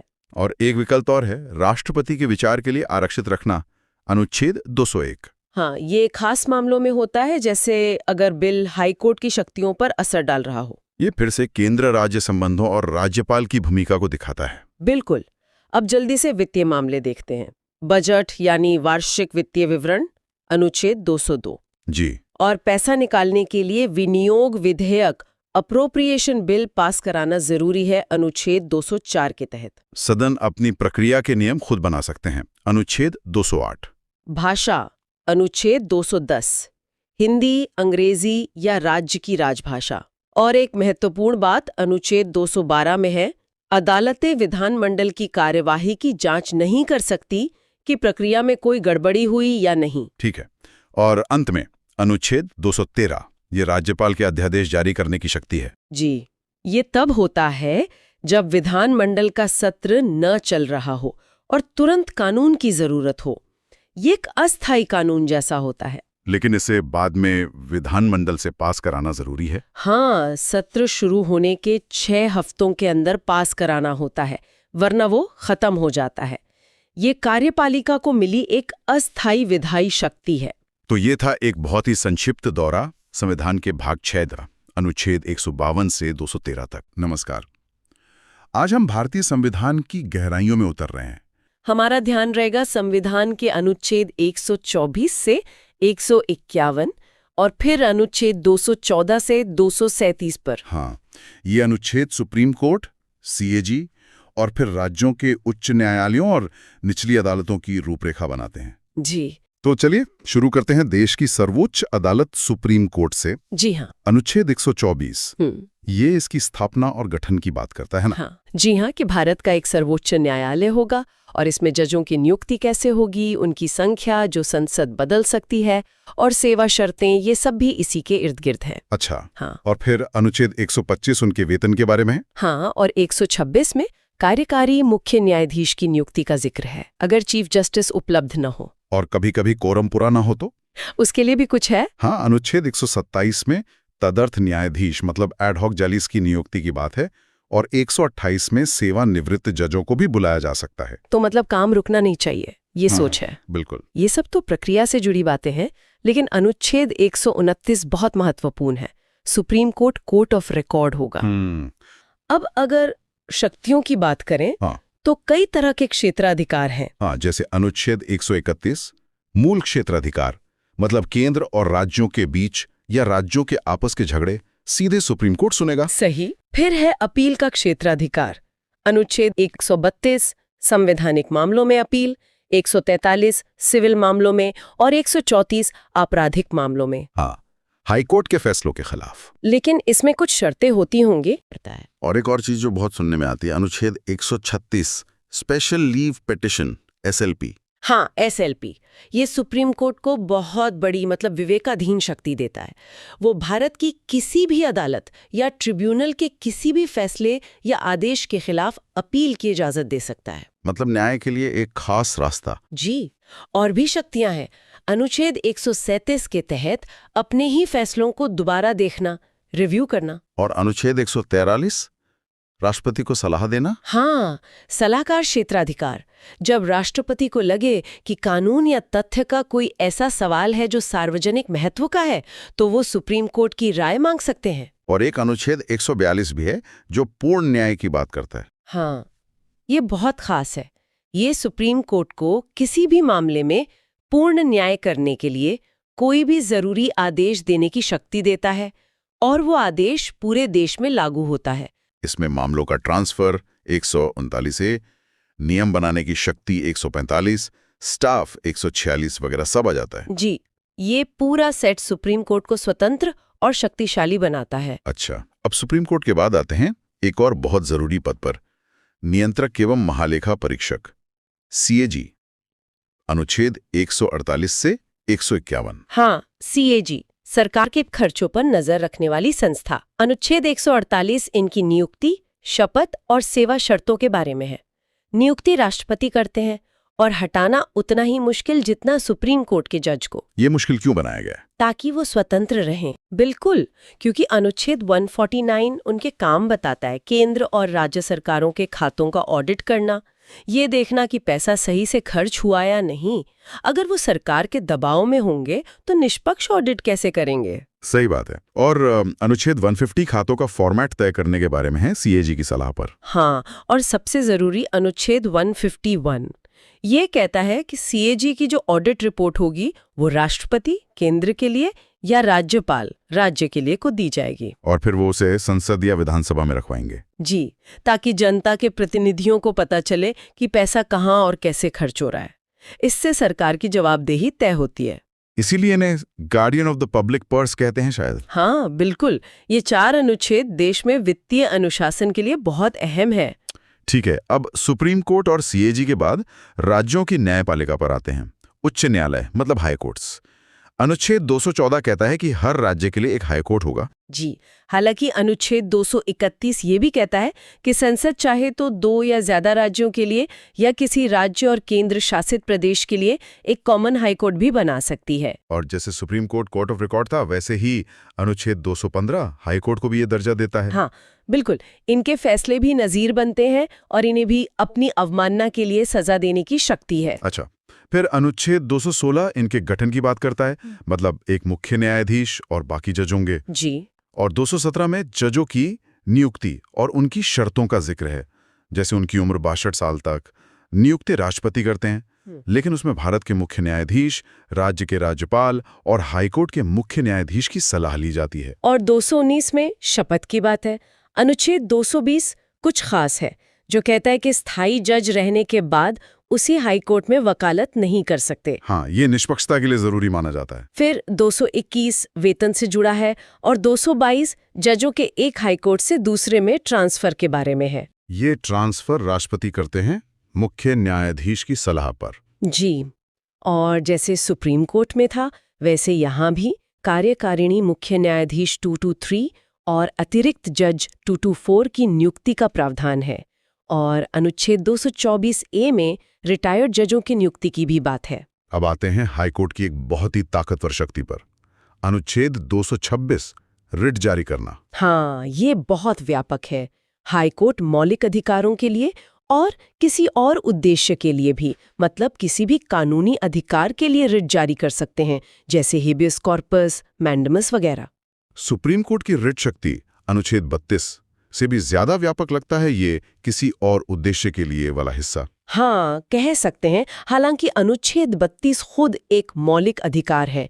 एक और महत्वपूर्ण शक्ति है अनुच्छेद 227, हाईकोर्ट को अपने नीचे की सभी अदालतों पर अधीक्षण, मतलब सुपरिंटेंडेंस की शक्ति। सुपरिंटेंडेंस ये निगरानी जैसा हुआ? हाँ, निगरानी, प्रशासनिक भी और न्यायिक भी। मतलब हाईकोर्ट राज्य की पूरी न्यायपालिका पर नजर रखता है। इसके अलावा अनुच्छेद 228 है जो कुछ मामलों को निचली अदालतों से हाईकोर्ट में ट्रांसफर करने की बात करता है। जी, खासकर अगर उनमें संविधान की व्याख्या का कोई सवाल जुड़ा हो। बाकी अनुच्छेद 229 स्टाफ के बारे में, 230 केंद्र शासित प्रदेशों पर अधिकार क्षेत्र बढ़ाने के बारे में है और 231 कॉमन हाईकोर्ट के बारे में है। और आखिर में अधीनस्थ न्यायपालिका, मतलब सबऑर्डिनेट कोर्ट्स, अनुच्छेद 233 से 237। ये वो अदालतें हैं जिनसे आम आदमी का सबसे ज्यादा सामना होता है। बिल्कुल। आज हम भारतीय संविधान के उस हिस्से को समझने की कोशिश करेंगे जो शासन को बिल्कुल आम लोगों तक ले जाता है, पंचायतें और नगरपालिकाएं। और मकसद है कि संविधान के भाग 9 और 9A में जो ढांचा दिया गया है उसकी मुख्य बातें क्या है ये समझें। भारत में शासन के कई स्तर हैं, पर ये स्थानीय स्तर ये जमीन से सबसे ज्यादा जुड़ा हुआ है। तो चलिए देखते हैं कि संविधान इन स्थानीय निकायों को कैसे देखता है, कैसे व्यवस्थित करता है। शुरुआत करते हैं। जी बिल्कुल। ठीक है, तो फिर शुरू करते हैं भाग 9 से, पंचायतें। इसमें अनुच्छेद 243 से लेकर 243 ओ तक आते हैं। सबसे पहले शायद 243A की बात करें, ग्राम सभा। हाँ बिल्कुल। ग्राम सभा तो समझिए पंचायत व्यवस्था की आत्मा है। गांव के सारे वोटर्स इसमें शामिल होते हैं। अच्छा। एक तरह से सीधी भागीदारी। फिर आते हैं अनुच्छेद 243B और 243C। ये बताते हैं कि पंचायतें बनेंगी कैसे। जी, वो त्रिस्तरीय ढांचा, गांव, ब्लॉक या मध्यवर्ती स्तर, और फिर जिला स्तर पर, और उनकी संरचना कैसी होगी, सदस्य कैसे चुने जाएंगे, ये सब। और इसमें वो आरक्षण वाली बात भी है, अनुच्छेद 243D। हाँ, बहुत महत्वपूर्ण। अनुसूचित जातियों, जनजातियों के लिए उनकी जनसंख्या के अनुपात में आरक्षण, और महिलाओं के लिए भी कम से कम 1/3 सीटें आरक्षित हैं। ये सामाजिक न्याय के लिए मतलब बहुत जरूरी कदम था। बिल्कुल। और कार्यकाल वो भी तय है। जी, 5 साल का निश्चित कार्यकाल, अनुच्छेद 243E, ताकि काम करने का मौका मिले, स्थिरता रहे। अब आते हैं काम पर, मतलब पंचायतों की शक्तियां, अधिकार, जिम्मेदारियां। ये अनुच्छेद 243G में है। हाँ। इसमें बताया गया है कि पंचायतें क्या-क्या काम कर सकती हैं। अक्सर इसे संविधान की 11वीं अनुसूची से जोड़कर देखा जाता है, जिसमें कृषि, सिंचाई, सड़कें, ग्रामीण विकास जैसे कई विषय हैं। स्थानीय जरूरतें पूरी करने का अधिकार और पैसा, काम करने के लिए पैसा भी तो चाहिए। जी, उसका भी प्रावधान है। अनुच्छेद 243H पंचायतों को कुछ टैक्स, शुल्क वगैरह लगाने का अधिकार देता है। अच्छा। फिर 243I में राज्य वित्त आयोग की व्यवस्था है। ये आयोग राज्यपाल को सिफारिशें देता है कि राज्य के टैक्स का कितना हिस्सा पंचायतों को मिलना चाहिए। और पारदर्शिता के लिए?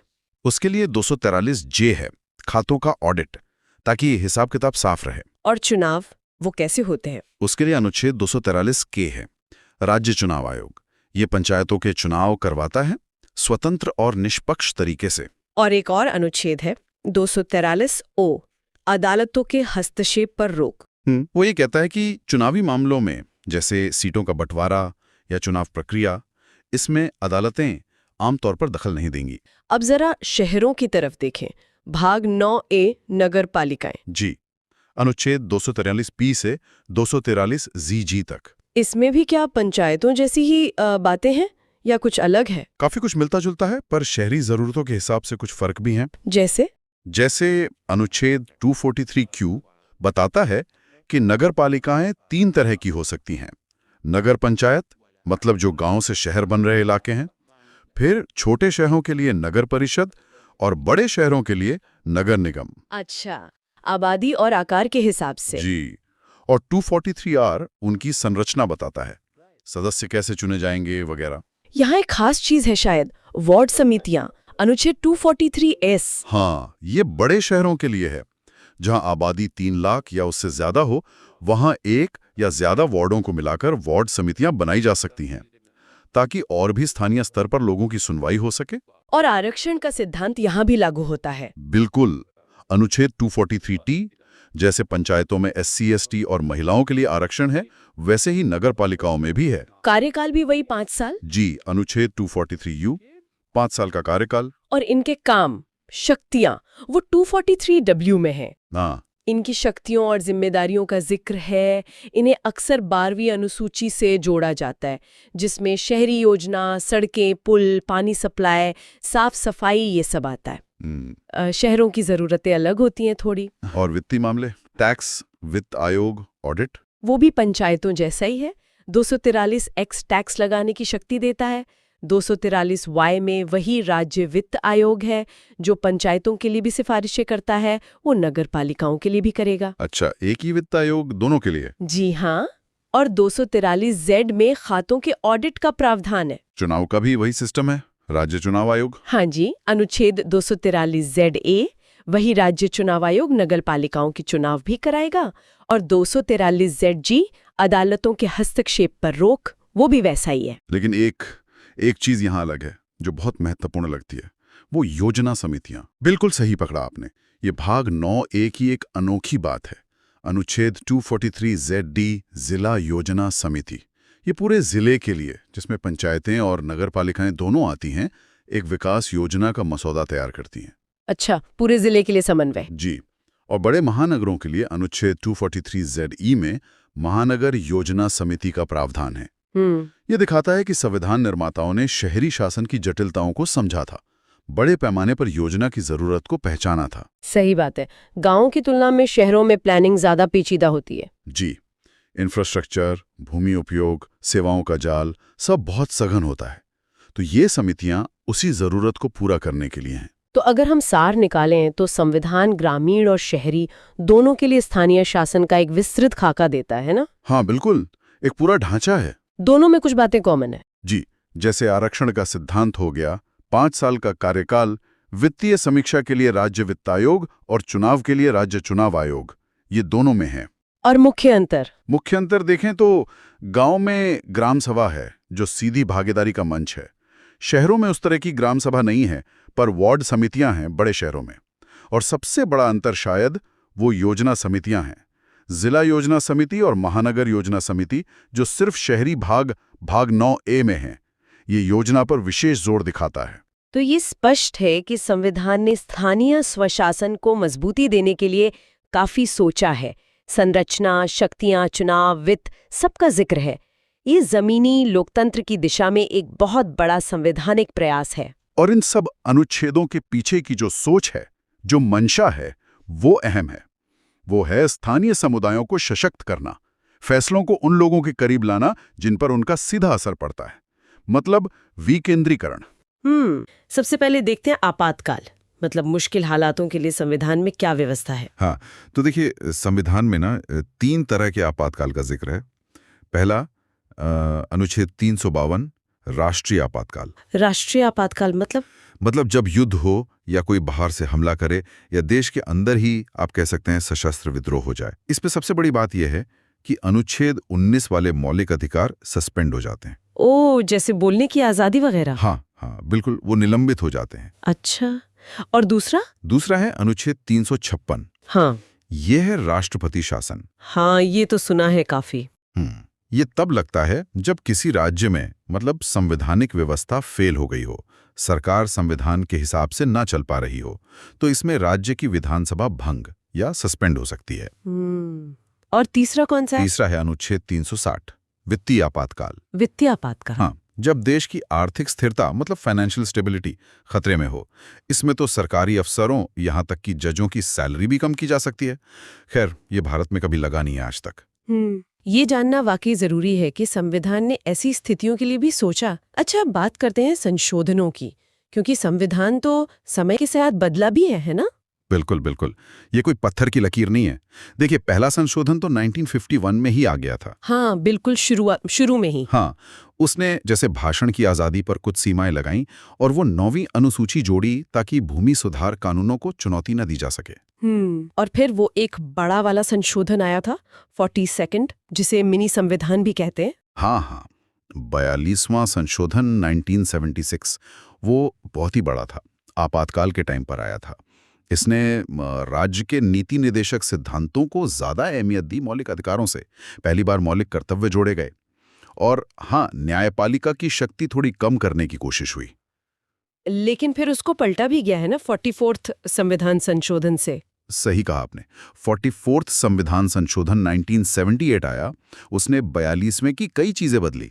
मतलब नागरिकों के अधिकार फिर से मजबूत किए, संपत्ति का अधिकार मौलिक अधिकारों से हटा दिया और राष्ट्रीय आपातकाल लगाने की शर्तें भी सख्त कर दी।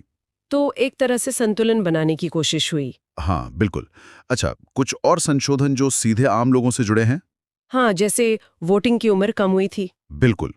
61वां संशोधन 1989, वोट देने की उम्र 21 से घटाकर 18 साल कर दी गई। बहुत बड़ा कदम था ये। हाँ, बहुत से युवा जुड़ गए। और शिक्षा वाला, वो भी बहुत जरूरी। 86वां संशोधन 2002, 6 से 14 साल के बच्चों के लिए शिक्षा को मौलिक अधिकार बना दिया। ये तो बहुत ही महत्वपूर्ण है। हाँ जी। और फिर आरक्षण से जुड़े भी कई संशोधन हुए हैं। हाँ, बताइए। जैसे 93वां 2005, हाँ। जिसने ओबीसी के लिए निजी शिक्षण संस्थानों में भी आरक्षण लागू किया। फिर 103वां 2019, ये ईडब्ल्यूएस यानी आर्थिक रूप से कमजोर वर्गों के लिए 10% आरक्षण लाया।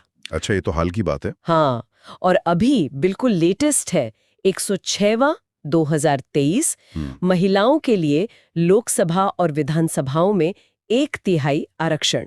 हालांकि ये लागू परिसीमन के बाद होगा। तो ये दिखाता है कि समाज की जरूरतें कैसे संविधान में झलकती हैं। बिल्कुल।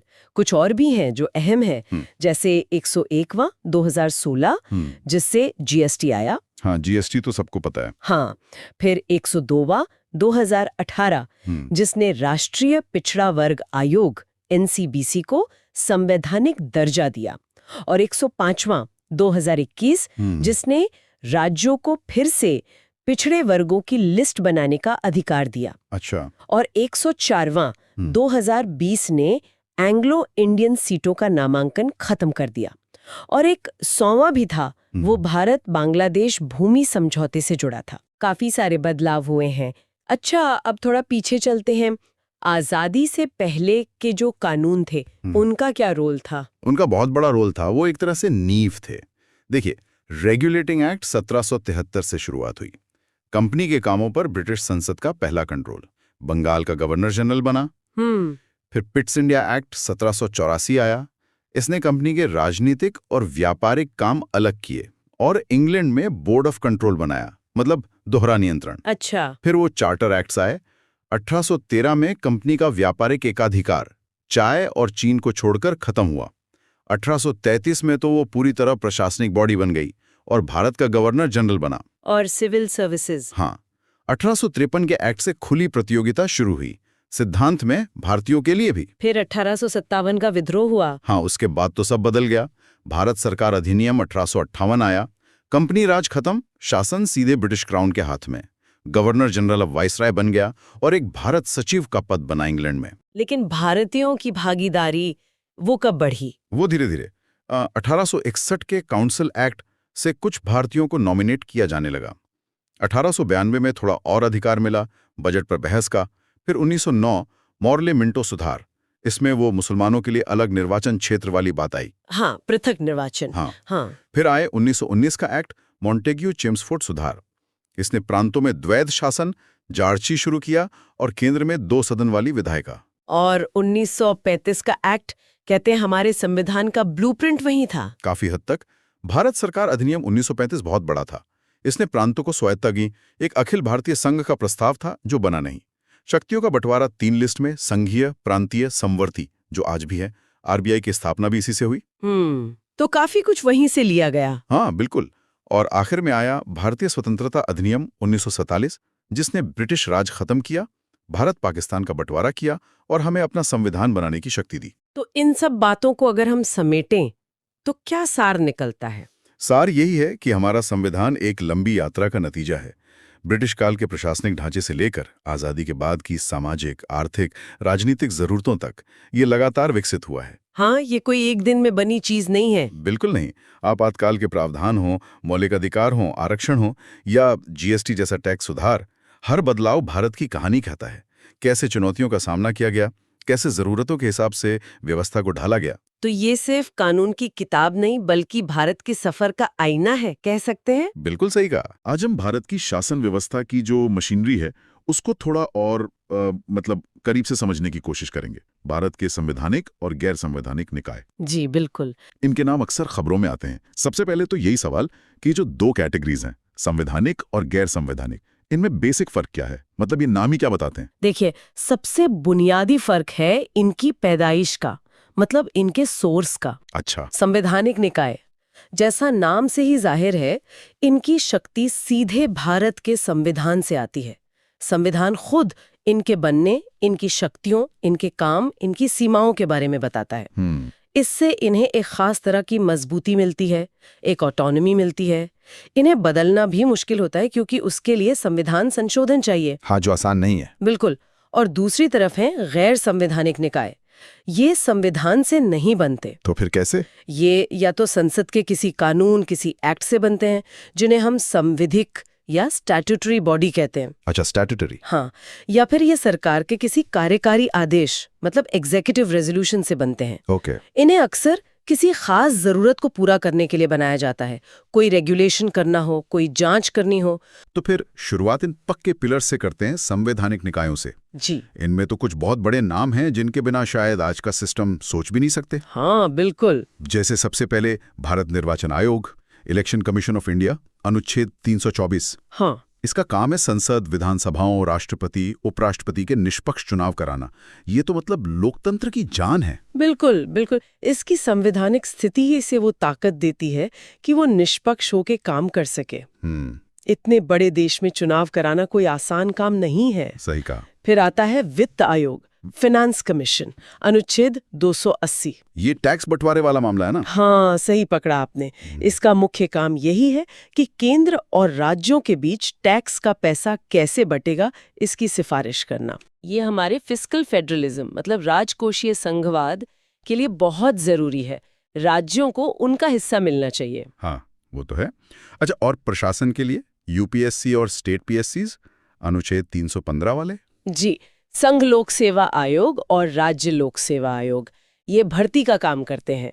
आईएएस, आईपीएस और दूसरी केंद्रीय सेवाओं के लिए यूपीएससी और राज्यों की सेवाओं के लिए स्टेट पीएससीज। ये मेरिट के आधार पर भर्ती सुनिश्चित करते हैं ना? हाँ बिल्कुल, ये मेरिटोक्रेसी को बनाए रखते हैं। अगर भर्ती ही सही नहीं होगी तो पूरा एडमिनिस्ट्रेशन कैसे चलेगा? इनकी संवैधानिक स्थिति इन्हें दबाव से बचाती है। ये एडमिनिस्ट्रेशन की रीढ़ है। और जब खर्चा है तो हिसाब किताब भी होगा। उसके लिए है CAG, controller and auditor general of India, अनुच्छेद 148। जी, सीएजी, नियंत्रक एवं महालेखा परीक्षक। इनका काम है सरकार के सारे खर्चों का ऑडिट करना, केंद्र का भी, राज्यों का भी। अच्छा। ये देखते हैं कि जनता का पैसा ठीक से, नियमों के मुताबिक खर्च हुआ या नहीं। इनकी रिपोर्ट संसद में रखी जाती है। हाँ, कई बार सीएजी रिपोर्ट से बड़े मामले सामने आए हैं। बिल्कुल, ये फाइनेंशियल अकाउंटेबिलिटी के लिए बहुत जरूरी है। कानूनी सलाह के लिए भी तो हैं संवैधानिक पद, अटॉर्नी जनरल और एडवोकेट जनरल। हाँ, अनुच्छेद 76 में अटॉर्नी जनरल फॉर इंडिया, जो केंद्र सरकार के मुख्य कानूनी सलाहकार हैं, और अनुच्छेद 165 में राज्यों के लिए एडवोकेट जनरल। इनका काम सरकार को कानूनी सलाह देना और कोर्ट में रिप्रेजेंट करना। जी बिल्कुल, सरकार को भी तो कानून के दायरे में काम करना होता है। हाँ, और कुछ खास वर्गों के लिए भी कमीशंस हैं, जैसे एससी, एसटी, बीसी कमीशंस। हाँ, ये भी बहुत महत्वपूर्ण है। अनुच्छेद 338 में राष्ट्रीय अनुसूचित जाति आयोग, 338A में राष्ट्रीय अनुसूचित जनजाति आयोग और अब 338B में राष्ट्रीय पिछड़ा वर्ग आयोग। इनको भी संवैधानिक दर्जा है। जी, अब तीनों को संवैधानिक दर्जा है। ये इन समुदायों के अधिकारों की रक्षा करते हैं, उनकी शिकायतों को सुनते हैं, भाषाई अल्पसंख्यकों के लिए भी अनुच्छेद 350 में स्पेशल ऑफिसर है। ये सामाजिक न्याय दिखाता है संविधान का। बिल्कुल, और एक नया नाम है जीएसटी काउंसिल, अनुच्छेद 279A। हाँ, जीएसटी वाला, ये तो काफी चर्चा में रहता है। हाँ, ये एक यूनिक बॉडी है जिसमें केंद्र और सारे राज्यों के वित्त मंत्री होते हैं। ये जीएसटी से जुड़े सारे फैसले लेते हैं, रेट्स क्या होंगे, नियम क्या होंगे वगैरह। ये कोऑपरेटिव फेडरलिज्म का अच्छा उदाहरण है। तो मतलब संविधान ने शासन के हर जरूरी पहलू के लिए एक मजबूत स्वतंत्र संस्था बनाने की कोशिश की है। जी बिल्कुल, ये नींव है। चलिए अब आते हैं गैर संवैधानिक निकायों पर। जैसा आपने कहा, ये संसद के कानून या सरकार के ऑर्डर से बनते हैं। ये भी तो काफी अहम रोल निभाते हैं। हाँ, बहुत। ये अक्सर किसी खास मकसद के लिए बनाए जाते हैं। इनमें कुछ स्टैट्यूटरी हैं, मतलब संसद के एक्ट से बने, और कुछ एग्जीक्यूटिव, मतलब सरकारी आदेश से। स्टैट्यूटरी वाले ज्यादा मजबूत माने जाते हैं कानूनी तौर पर। उदाहरण के तौर पे जैसे सीवीसी, केंद्रीय सतर्कता आयोग। हाँ, सीवीसी एक अच्छा उदाहरण है। ये पहले सरकारी आदेश से बना था 1964 में, फिर 2003 में इसे एक्ट के जरिए स्टैट्यूटरी दर्जा मिला। इसका काम भ्रष्टाचार रोकना है केंद्र सरकार में। जी बिल्कुल, ये विजिलेंस का काम देखता है, भ्रष्टाचार पे नजर रखता है। और सीबीआई, वो भी गैर संवैधानिक है? हाँ, सीबीआई भी, सेंट्रल ब्यूरो ऑफ इन्वेस्टिगेशन। ये 1963 में एक सरकारी प्रस्ताव से बनी थी और अपनी power Delhi special police establishment act से लेती है। ये हमारी मेन इन्वेस्टिगेशन एजेंसी है। इसके अलावा मानव अधिकार के लिए एनएचआरसी और सूचना के अधिकार के लिए सीआईसी। हाँ, दोनों स्टैट्यूटरी हैं। नेशनल ह्यूमन राइट्स कमीशन 1993 में बना, मानवाधिकार उल्लंघन के मामलों को देखता है, और सेंट्रल इंफॉर्मेशन कमीशन 2005 में आरटीआई एक्ट के तहत बना। आरटीआई वाला? हाँ, ये सुनिश्चित करता है कि लोगों को सरकारी जानकारी मिले। ये दोनों ही नागरिक अधिकारों के लिए बहुत जरूरी हैं। ट्रांसपेरेंसी और अकाउंटेबिलिटी बढ़ाते हैं। और लोकपाल और लोकायुक्त, वो भी इस कैटेगरी में है? जी, लोकपाल और लोकायुक्त एक्ट 2013 के तहत बने, ये भी स्टैट्यूटरी हैं। इनका काम है भ्रष्टाचार के आरोपों की जांच करना, कुछ खास पब्लिक सर्वेंट्स के खिलाफ। अच्छा। और नीति आयोग, जो प्लानिंग कमीशन की जगह आया। हाँ, नीति आयोग, ये 2015 में सरकारी प्रस्ताव से बना, तो ये एग्जीक्यूटिव बॉडी है, स्टैट्यूटरी नहीं। ये सरकार का पॉलिसी थिंक टैंक है। मतलब ये सलाह देता है? हाँ, सलाह देता है, लंबी अवधि की योजनाएं बनाता है, राज्यों के साथ मिलकर काम करने पर जोर देता है। ये फंड नहीं बांटता जैसे प्लानिंग कमीशन करता था। ठीक है। और इकोनॉमी और एनवायरनमेंट के लिए भी रेगुलेटर हैं, सेबी, सीसीआई, एनजीटी। हाँ, ये तीनों स्टैट्यूटरी हैं और बहुत अहम है। सेबी शेयर बाजार को रेगुलेट करता है, निवेशकों के हितों की रक्षा करता है। हाँ, सीबी का नाम तो सुना है। सीसीआई मतलब कंपटीशन कमीशन ऑफ इंडिया, बाजार में गलत कंपटीशन को रोकता है, मोनोपोली वगैरह को देखता है। अच्छा। और एनजीटी, नेशनल ग्रीन ट्रिब्यूनल, ये पर्यावरण के मामलों के लिए स्पेशल कोर्ट है, बहुत तेजी से फैसले देता है पर्यावरण के मामलों में। तो ये गैर संवैधानिक निकाय एक तरह से स्पेसिफिक काम करते हैं जहां खास एक्सपर्टीज चाहिए। बिल्कुल, ये संवैधानिक ढांचे को सप्लीमेंट करते हैं, उसकी मदद करते हैं, दिखाते हैं कि शासन कितना डायनामिक है, जरूरत के हिसाब से नई संस्थाएं बनानी पड़ती हैं। तो आज की इस पूरी बातचीत से क्या समझे? मतलब एक तरफ संविधान से बनी मजबूत संस्थाएं हैं, दूसरी तरफ जरूरत के हिसाब से बनी फ्लेक्सिबल संस्थाएं।